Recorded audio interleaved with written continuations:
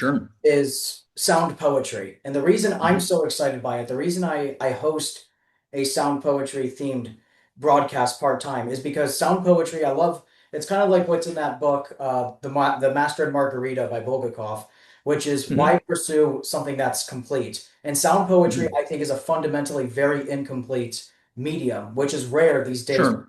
Everything is played out. What got me first interested was actually this book right here, Body Sweats by Elsa von Freytag Loringhoven, who Yeah. really got me started on it. That's one of my Sure. greatest revelations as to what poetry could be. And the reason I think I know why sound poetry is incomplete because the nature of it is pretty set in stone. We kind of know what it is. It's poetry that is foundationally phonetic and foundationally meant to be performed rather than seen on paper. But on the Yeah. other hand, the purpose is very ambiguous. People have, Hmm. you have people like who do it for meditative purposes. You have people who do it for to really push literary to the max. So what is for you the purpose of sound poetry? What do you think that foundation is? Well, sound poetry, poetry that accentuates sound to the exclusion of other features of poetry, that emphasizes sound probably to the exclusion of other features of poetry, has a long tradition, probably as old as poetry itself. Um, it's in this respect, it's not so explicitly expressive. It's not about conveying meaningful statements and propositions, and formulating predicates about the world. It takes the entire vocal apparatus of linguistic expression and just dials up the phonic features of language while dialing down other features of the language and minimizing them. So in this respect, for one thing, it shows you that poetry is kind of like a big mixing board in a music studio, where you have all kinds of sliders, right? You could move up and down, right? Accentuating some features while suppressing others, right? You could, you know, suppress the prosaic dimensions of poetry and emphasize their rhythmic features, or rhyme, or euphonies of one sort or another. Or you can, dial up the expressive dimensions of it and ensure that it contains messages and meaningful statements or emotional content, personal experience, whatever. You have these kinds of sliders. You can move them around to generate different stylistic protocols, different kind of combinations of techniques that define what kind of music, if you like, you're making. And uh, I suppose the two sovereign art forms, probably the earliest of them all, are probably music and poetry. And I suspect that music still has the greater potential for a kind of revolutionary abandonment. It still has the capacity to induce in you a rebellious delirium. I mean, if you can go to a rock concert and walk out and flip a phone booth, right? You could imagine starting, a riotous translation of society, a transformation of society through music. Still, it seems less feasible to be able to do that with poetry, even though poets had a kind of oracular dimension to their skill sets that permitted them to perhaps found religions, or kinds of magic, if you like. They had an almost hieratic relationship, right, to society. They had a kind of oracular dimension to what they did. Mhm. And It about seems less likely you could write a hold on, wait one second. poem My Wi-Fi is unstable. and outrage somebody that they would, flip a phone booth, or right,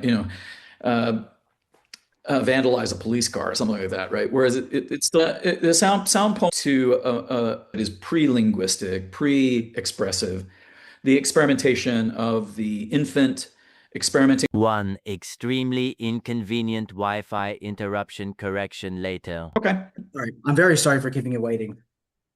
No, it's fine. John, I'm at your disposal. It's my All right. great pleasure to be able to help you out here. Great. Great. All right. So, okay. So we're still recording. Okay. So sorry about that, folks. My Wi-Fi is unstable, so I'm at a different part of my place now. and the Wi-Fi is back and running. So where we left off was that you said music, you were comparing poetry to music in its universality and ancient power, and music has the authority to give us to phone booths after a rock concert. That's where we left off. Yeah, music still, I think, has an immense capacity to be revolutionary in its impact upon people, to a degree that poetry doesn't seem to be so capable of doing. Although it's probably implicit in its capacities. It probably has that ability. It's just it's an abeyance. And I would think that at least in the modern milieu, at least since say Dadaism, the role that sound poetry plays is about starting from scratch with the language. There's some assumption that the language itself has become staid, corrupt, insufficient to expression, and requires complete rejuvenation from the ground up. And in this respect, it attempts to revert to a kind of primordial experience of language that is relatively pre-linguistic as a way of exploring again the set of sounds that are recruitable by the vocal apparatus. In language, at least in English, limits itself to about 40 phonemes. But of course, those 40 noises are only a very, very small component of the entire repertoire of available sounds that the buccal apparatus can actually produce. So it's a curiosity, right, about why some sounds become privileged more than others, why these particular combinations become the defining features of a linguistic ambiance, right? Like why is it that German sounds like German? Why is it that French sounds like French? How do we know that we're in the presence of those language, even when people are just speaking nonsense in those languages? We know it's German nonsense. We know it's French nonsense, for example. I think that has a lot to do with our relationship to these acoustic effects of the language itself.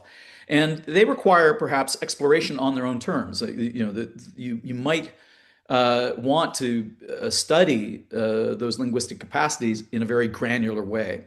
And I would think that many sound poets have typically done so. Now, they've done so for a lot of different reasons. There's a kind of thaumaturgic dimension to many of the early sound poets of the 20th century, that they're trying to do something that is spiritual or religious or has a kind of magical or oracular dimension to it, something that would be primordial and pre-exist perhaps, the contemporary, westernized Enlightenment society. Let's revert to something that precedes that. Or alternatively, you may want to indulge in a kind of craft that is more improvised and spontaneous, more delirious or euphoric, that isn't quite so confined by Apollonian structure and formalities that characterize a lot of poetry. You try to evade certain kinds of constraints by resorting to improvised noises and spontaneous effects, figuring out how to make something up in the moment.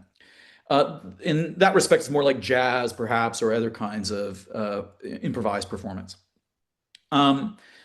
These are all perfectly excellent ways to be sound poets, but they haven't had persistent kind of uptake from generation to generation. I mean, it requires some concerted effort, I think, for people to maintain those traditions, to learn the body of work, practice it, and reperform it.